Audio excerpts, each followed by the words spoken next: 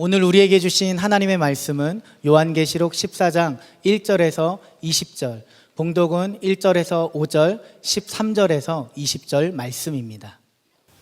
또 내가 보니 어린 양이 시온산에 서 있었습니다. 그 어린 양과 함께 14만 4천 명이 서 있었는데 그들의 이마에는 어린 양의 이름과 그의 아버지의 이름이 적혀 있었습니다. 그리고 나는 많은 물이 흐르는 소리와도 같고 큰 천둥 소리와도 같은 음성이 하늘에서 울려오는 것을 들었습니다. 내가 들은 음성은 검은 고를 타고 있는 사람들의 노랫가락과 같았습니다. 그들은 보좌와 내 생물과 그 장로들 앞에서 새 노래를 부르고 있었습니다. 땅에서 구원을 받은 14만 4천 명 밖에는 아무도 그 노래를 배울 수 없었습니다. 그들은 여자들과 더불어 몸을 더럽힌 일이 없는 정절을 지킨 사람들입니다. 그들은 어린 양이 가는 곳이면 어디든지 따라다니는 사람들입니다. 그들은 사람들 가운데서 하나님과 어린 양에게 드리는 첫 열매로서 구원을 받았습니다. 그들의 입에서는 거짓말을 찾을 수 없고 그들에게는 흠잡을 데가 없었습니다. 나는 또 하늘에서 들려오는 음성을 들었습니다. 기록하여라. 이제부터 주님 안에서 죽는 사람들은 복이 있다. 그러자 성령께서 말씀하셨습니다. 그렇다. 그들은 수고를 그치고 쉬게 될 것이다. 그들이 행한 일이 그들을 따라다니기 때문이다. 또 내가 보니 흰 구름이 있고 그 구름 위에는 인자 같은 분이 앉아 있었습니다. 그는 머리에 금 면류관을 쓰고 날이 선 낫을 들고 있었습니다. 또 다른 천사가 성전에서 나와서 구름 위에 앉아 있는 분에게 큰 소리로 외쳤습니다. 낫을 대어 거두어 들이십시오. 땅에 있는 곡식이 무르익어서 거두어 들일 때가 되었습니다. 그러자 구름 위에 앉은 분이 낫을 땅에 휘둘러서 땅에 있는 곡식을 거두어 들였습니다. 또 다른 천사가 하늘에 있는 성전에서 나왔는데 그도 역시 날이 선 낫을 가지고 있었습니다. 또 다른 천사가 제단으로부터 나왔습니다. 그는 불을 지배하는 권세를 가진 천사였습니다. 날이 선 낫을 들고 있는 천사에게 큰 소리로 말하였습니다. 날이 선 그 낫을 대어 땅에 있는 포도나무에서 포도송이를 거두십시오. 포도가 다 익었습니다. 그래서 그 천사가 낫을 땅에 휘둘러 땅에 포도를 거두어서 하나님의 진노의 큰 포도주를 만드는 술틀에다가 던졌습니다. 술틀은 성 밖에 있었는데 그것을 밟아 누르니 거기에서 피가 흘러나왔습니다. 그 피가 말 굴레의 높이까지 닿고 거의 1600 스타디온이나 퍼져나갔습니다. 아멘. 하나님의 말씀입니다. 자리에 앉으시겠습니다.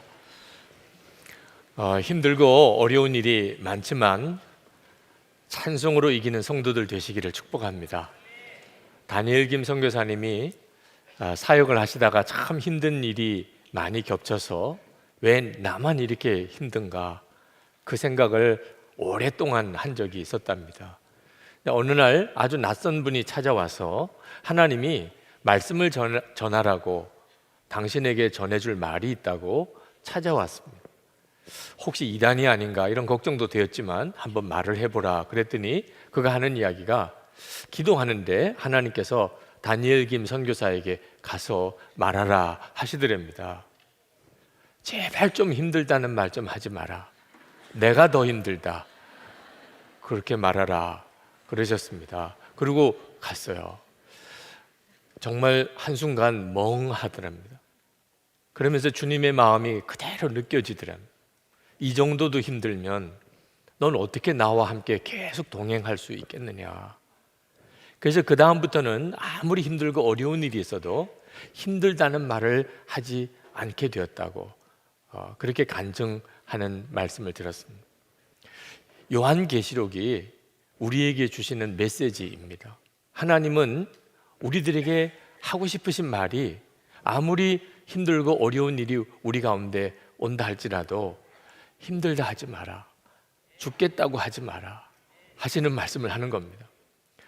지난 주간에 우리가 보았던 요한계시록 13장에서는 사탄의 조종을 받고 있는 짐승이 자기 사람들, 자기 세력에 들어와 있는 사람들의 이마와 오른쪽 손목에 666이라는 표를 심어주고 그 사람들만 물건을 사고 팔 수 있게 만들어 놓는 그런 무서운 핍박이 나옵니다.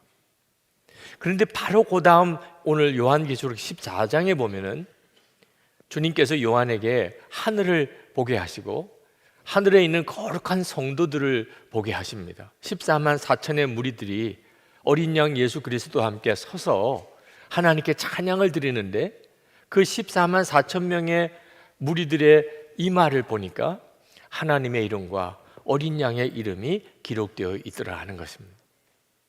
요한계시록을 가만히 읽어보셔서 이제 아시겠지만 이 땅에서 벌어지는 성도들과 교회의 말할 수 없는 고통과 그리고 그 다음 장에서는 하늘에서 펼쳐지는 말할 수 없는 영광스러운 교회를 번갈아 보여주고 있습니다.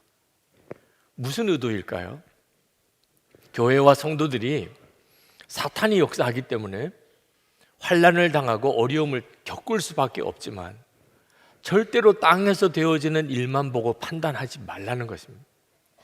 하늘을 보아야 한다는 겁니다. 하늘에 영광스러운 교회와 성도들이 있음을 바라보면서 예수 그리스도에 대한 믿음을 끝까지 지키고 가야 한다는 거예요. 비록 죽임을 당할지라도 그 믿음을 잃어버리면 안 된다는 것입니다. 요한 사도는 14만 4천 명을 바라보면서 큰 소리를 듣습니다. 많은 물소리 같기도 하고 큰 뇌성이 치는 것 같이 강한 소리가 들려오는데 이게 무슨 소린가 하고 들어보니까 노래였다는 겁니다.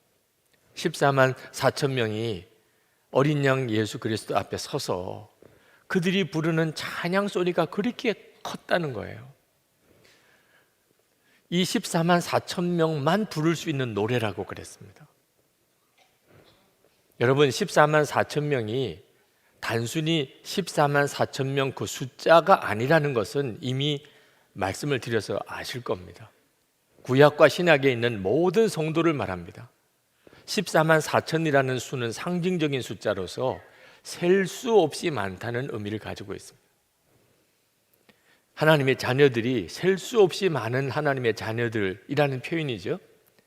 그러나 여러분 이렇게 교회만 다닌다고 내가 14만 4천 명에 들어갈 것이라고 생각하면 큰 착각입니다. 오늘 요한계시록 14장에 보면 도대체 어떤 사람들이 14만 4천 명에 들어갈 수 있는지를 말씀하고 있어요. 이걸 제대로 여러분이 분명히 깨닫지 못하면 신천지 이단에 휘둘리게 됩니다. 14만 4천 명을 어떤 사람이었나? 여인으로 인하여 몸을 더럽히지 않는 정결한 성도라고 그랬습니다. 어린 양 예수가 이끄시는 대로 어디든지 따라가는 자라고 그랬습니다. 하나님과 어린 양의 첫 열매, 이 첫 열매라는 것은 하나님의 소유라는 뜻입니다. 하나님과 어린 양의 첫 열매된 성도라고 그랬습니다. 그들은 그 입에 거짓말이 없습니다. 그들은 정말 온전히 신실한 사람들입니다. 이것이 14만 4천 명 성도를 말합니다. 그저 주여 주여 하는 자가 다 14만 4천 명의 무리에 들어가는 게 아니라는 겁니다.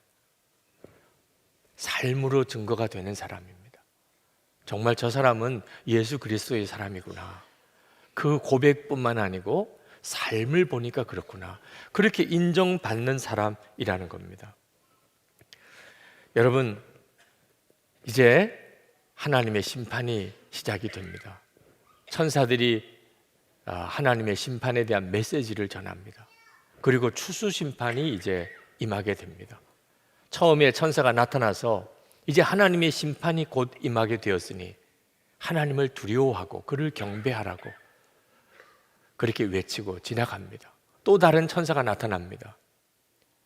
음행으로서 빚은 진노의 포도주를 모든 민족들에게 마시게 했던 큰 도시 바벨론이 이제 무너졌다. 그렇게 외치고 지나갑니다. 또 다른 천사가 나타납니다. 그 천사는 그 진노의 포도주를 마시고 그리고 마귀의 표를 받은 사람, 마귀에게 경배하는 자는 그들에게 이제 하나님께서 무서운 진노의 포도주를 마시고 그리고 심판을 받게 될 것이라. 하나님을 정말 믿는 자, 그리고 예수 그리스도를 정말 믿는 성도에게는 인내가 필요하다 하는 외침을 하고 지나갑니다. 그리고 이제 추수심판이 옵니다. 예수 그리스도께서 흰 구름 위에 좌정하시고 나타나시는데 머리에는 금면류관을 쓰시고 날선 낫을 들고 계십니다. 그리고 또 한 천사가 또 날선 낫을 들고 등장을 합니다. 예수 그리스도께서 그 낫으로 휘두르시니까 알곡들이 다 추수가 됩니다. 그런데 천사가 낫을 휘두를 때는 포도들이 다 추수가 되어서 진노의 포도주 틀에 다 저장이 되고 그리고 그 포도주 틀을 밟으니까 거기서 엄청난 피가 흘러나오고 온 땅에 피가 다 덮어버렸습니다. 1600 스타디온이라고 나오는데 이스라엘의 남쪽과 북쪽까지의 거리를 말합니다. 모든 땅을 의미하는 거죠. 여러분, 이 성경 속에서 마지막 심판의 날 두 추수가 있다는 것을 알 수가 있습니다. 하나는 알곡 성도를 거두는 추수입니다. 예수 그리스도께서 다 거두십니다. 알곡 성도를. 또 하나는 진노의 포도주 틀에 내 던짐을 받는 무서운 심판의 추수가 있습니다. 이 알곡 성도는 끝까지 믿음을 버리지 아니하고 순교할지라도 예수 그리스도를 배반하지 않은 성도들을 말합니다. 진노의 포도주 틀에 내 던져지는 이 포도 같은 사람은 먹고 사는 것 때문에 마귀의 표를 받는 것입니다. 환난과 핍박이 무섭다고 예수 믿는 믿음을 저버린 사람들입니다. 여러분, 만약에 여러분들이 알곡이냐 또는 진노의 포도주 틀에 던져지는 자냐 라고 묻는다면 여러분은 어느 쪽이 분명하다고 말할 수 있습니까? 알곡 신자와 진노의 포도주 틀에 던져지는 자 사이에는 중간에 없습니다. 만약 여러분이 나는 지금 알곡 신자라고 말할 수가 없는데 라고 생각이 든다면 대단히 심각한 것입니다. 속히 회개하고 돌이켜야 합니다. 그것이 요한계시록 14장에서 주님이 우리에게 주시려는 메시지입니다. 주님은 안타깝게 말씀합니다. 예수 믿는 것 때문에 당하는 고난을 두려워하지 말라. 오히려 고난이 두려워서 마귀의 표를 받고 그리고 세상을 기웃거리고 그리고 적당하게 신앙생활 하다가 그가 당하는 무서운 심판, 그것은 상상할 수가 없다는 것입니다. 11절에 이렇게 말합니다. 그들에게 고통을 주는 불과 유황의 연기가 그 구덩이에서 영원히 올라올 것이며 그 짐승과 짐승 우상에게 절하는 자들과 또 그 이름의 표를 받는 자는 누구든지 밤에도 낮에도 휴식을 얻지 못할 것이다. 혹시 여러분 중에 예수 믿기 힘드네, 예수 믿다가 보니까 이런 저런 어려움이 많구나, 그렇게 생각하시는 분이 있으면 빨리 정신 차려야 합니다. 그 고난이 무서워서 피했다가는 말할 수 없는 심판이 오게 되는 것입니다. 예수님께서는 끝까지 믿음을 지키다가 순교한 성도들을 위로하는 말씀을 주십니다. 13절, 14절입니다. 기록하여라. 이제부터 주님 안에서 죽는 자들은 복이 있다. 그러자 성령께서 말씀하셨습니다. 그렇다. 그들은 수고를 그치고 쉬게 될 것이다. 그들이 행한 일이 그들을 따라다니기 때문이다. 주 안에서 죽는 자가 복이 있답니다. 세상에 죽는 게 왜 복입니까? 주 안에서 죽을 때 그렇다는 것입니다. 여기서 주 안에서 죽는다는 말은 죽임의 위협을 당하는 순간에도 예수 믿는 믿음을 끝까지 포기하지 않았기 때문에 그 생명이 죽임을 당하는 것입니다. 이런 사람은 복이 있다는 겁니다. 왜? 죽었으니 이제 더 이상 고난은 없습니다. 이제 남은 것은 영원한 안식입니다. 그리고 끝까지 고난을 감당했기 때문에 받을 상이 있습니다. 그 영광은 고난과 비교할 수가 없습니다. 로마서 8장 18절입니다. 생각하건대 현재의 고난은 장차 우리에게 나타날 영광과 비교할 수 없도다. 여러분이 이것을 보셔야 합니다. 앞으로 이제 여러분들이 예수를 믿는 것 때문에, 내가 분명히 하나님의 말씀대로 살아야 하기 때문에 고난이 온다면, 그러면 그로 인해서 받을 영광이 비교할 수 없이 크다는 것을 반드시 기억하셔야 합니다. 우리는 다 순교하는 복을 받지 않았을 수 있습니다. 우리 중에 실제로 순교할 자는 극히 적은 수일지도 모릅니다. 그러나 우리 모두는 다 순교의 믿음은 한 가지로 가지고 살아야 합니다. 그래야 주 안에서 죽는 자가 되는 겁니다. 여러분, 믿음이 약한 자는 주 안에서 죽을 수 없습니다. 환난이 오고 핍박이 올 때 믿음이 약한 자는 다 도망가고 숨어버립니다.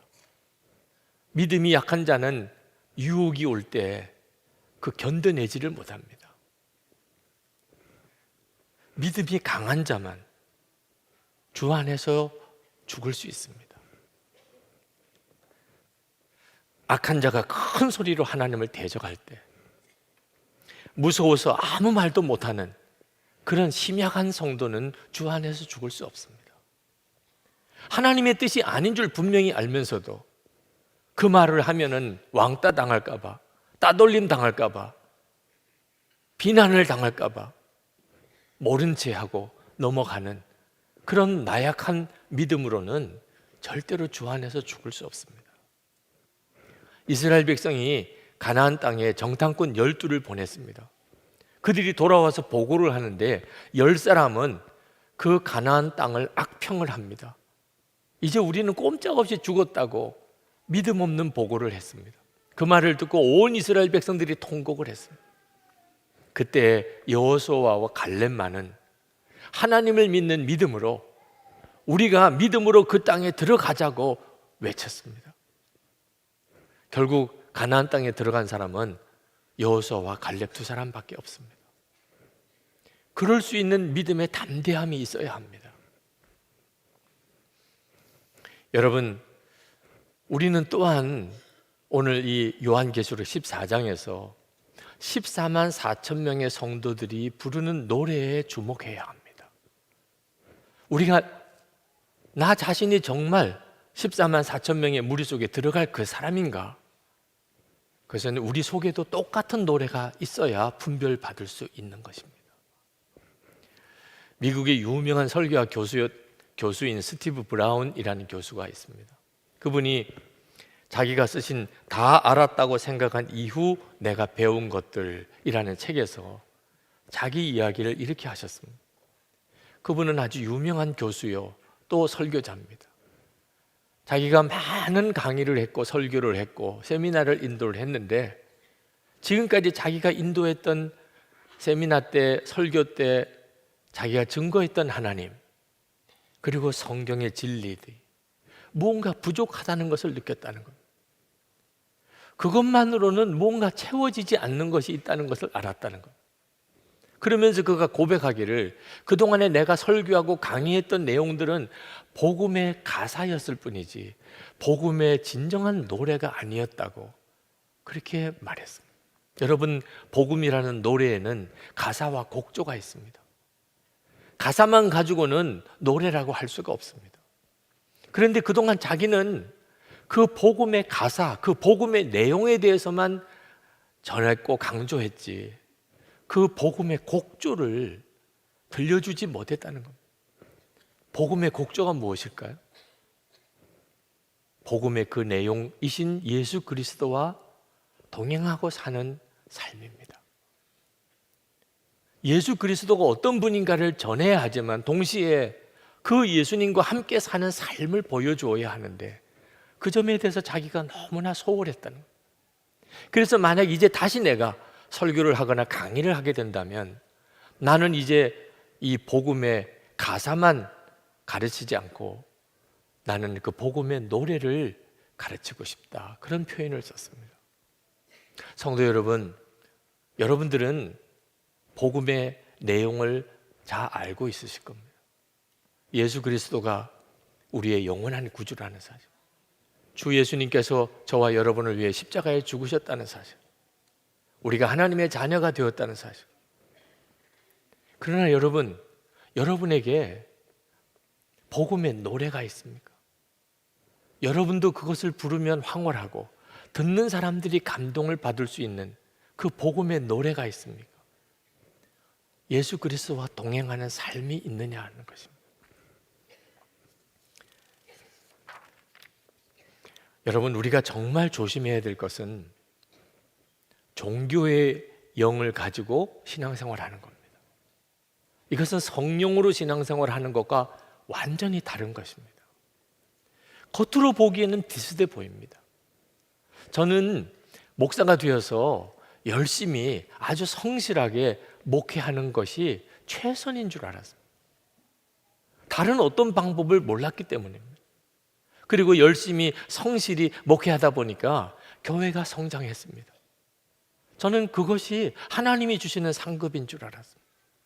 그런데 이상하게도 제 마음의 심령은 아무리 교회가 성장해도 제 마음의 심령은 충만해지지 않는 것입니다.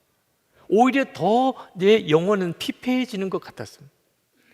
저는 그 이유를 알 수가 없었습니다. 종교적인 열심으로만 얼마든지 하나님을 잘 믿는 것처럼 보일 수 있습니다. 제가 군목으로 있는 동안 많은 사람들이 저에게 말하기를 제가 군목 체질이라는 겁니다. 저는 그 말을 들을 때마다 너무 속상했습니다. 물론 제가 열심히 군목으로서 활동을 했습니다. 그래서 군단장 표창까지도 받았었습니다. 그렇지만 제 마음속에는 항상 언제 제대하나 그 생각만 했습니다. 저는 열심히 성실히 해야 된다고, 무슨 일이든지 열심히 성실히 해야 된다고 생각해서 했던 것뿐입니다. 그것이 제 체질이 아니었습니다. 바리새인들, 그들은 열심히 대단한 사람들이었습니다. 그런데 우리 주님은 그들에게 독사의 자식이라고 그랬습니다. 그들의 열심은 종교적인 영으로 하는 열심이었던 것입니다.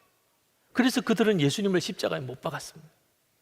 저는 목회하면서 참 이해가 안 되는 것이 왜 교회에 열심히 있는 성도가 교회 시험도 그들이 다 일으키느냐 하는 거예요.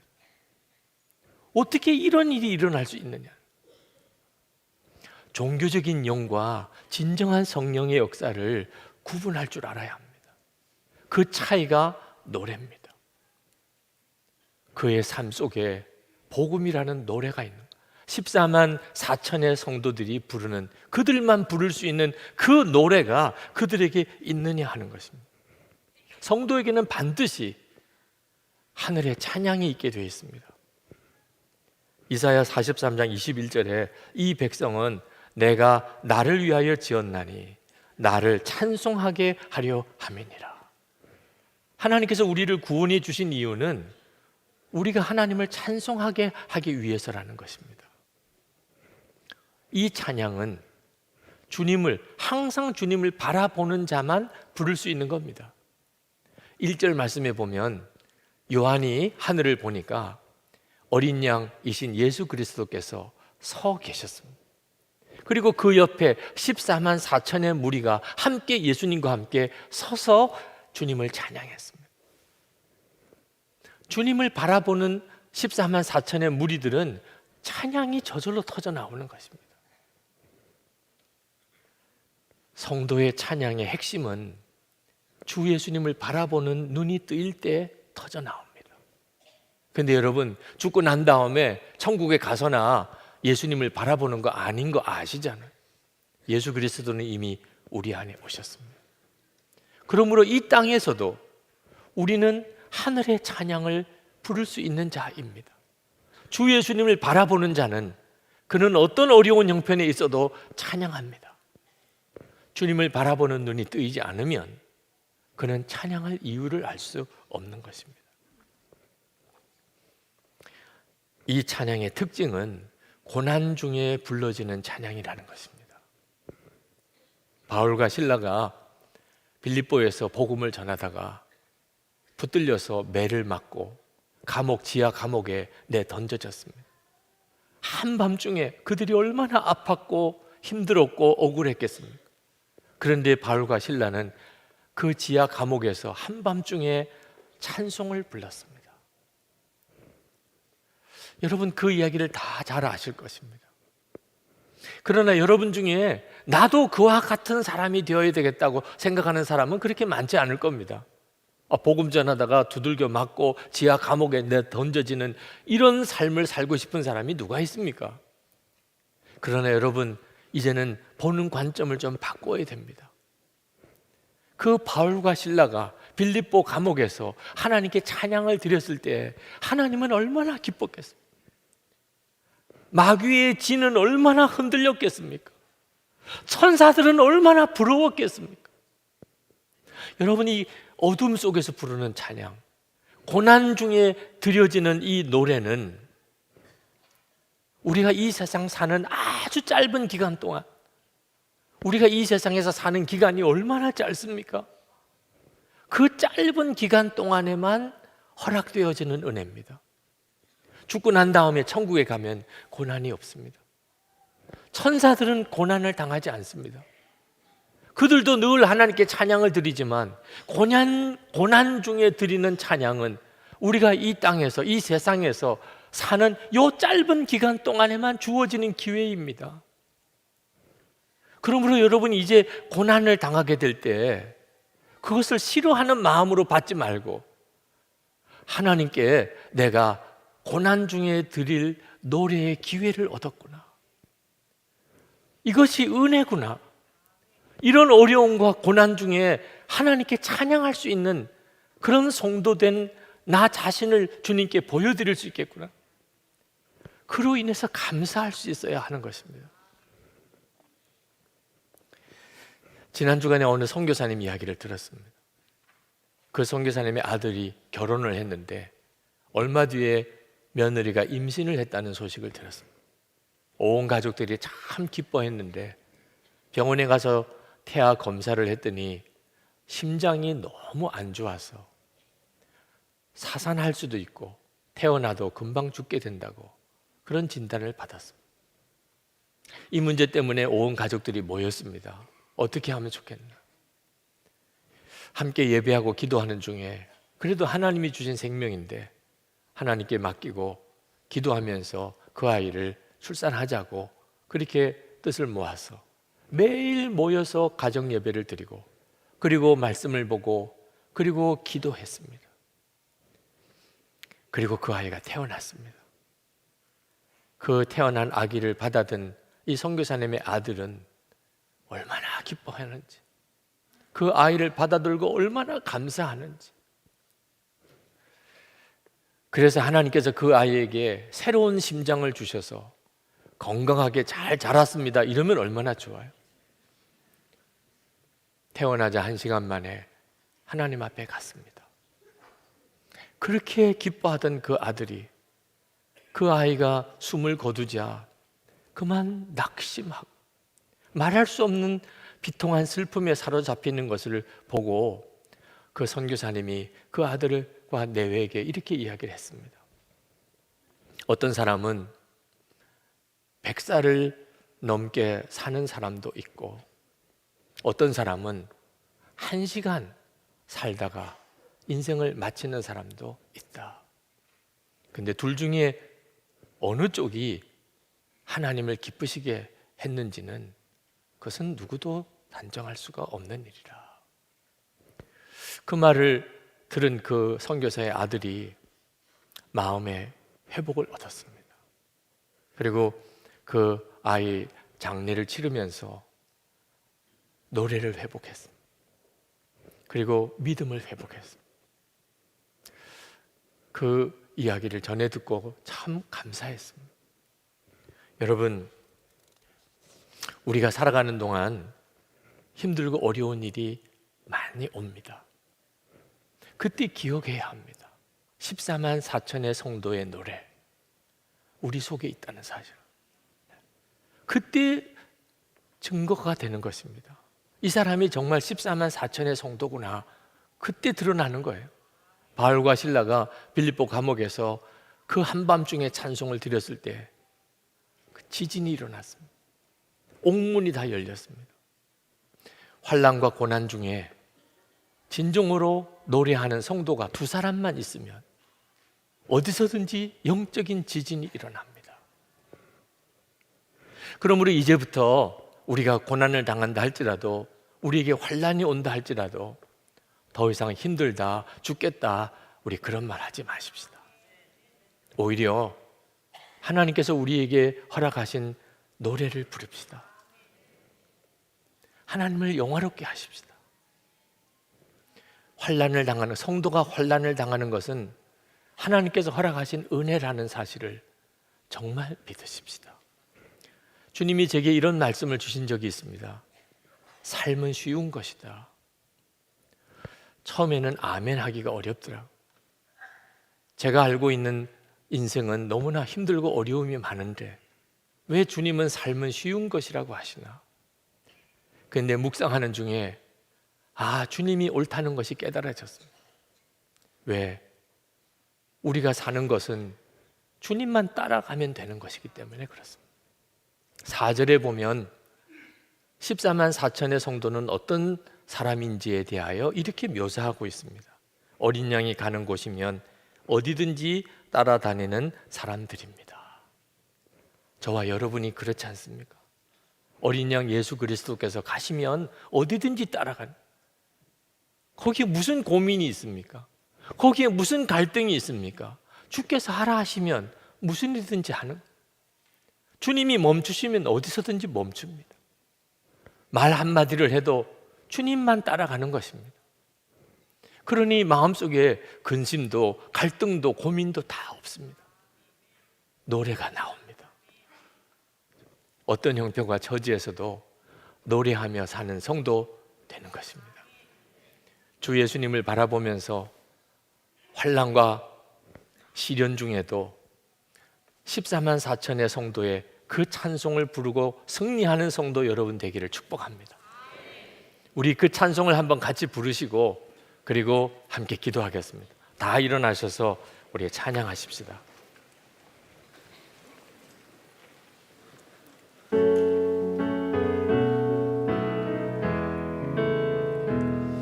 내가 어둠 속에서 헤맬 때에도 주님은 함께 계셔. 내가 시험 당하여 괴로울 때도 주님은 함께 계셔. 기뻐 찬양하네 할렐루야 할렐루야 할렐루야 할렐루야. 우리 모두 찬양 할렐루야 할렐루야. 주님 나와 함께 계시네. 힘이 없고 연약한 사람들에게 주님은 함께 계셔. 세상 모든 형제와 자매들에게 주님은 함께 계셔. 기뻐 찬양하네 할렐루야 할렐루야 할렐루야 할렐루야. 우리 모두 찬양 할렐루야 할렐루야. 주님 나와 함께 계시네. 기뻐 찬양하네 할렐루야 할렐루야 할렐루야 할렐루야. 우리 모두 찬양 할렐루야 할렐루야.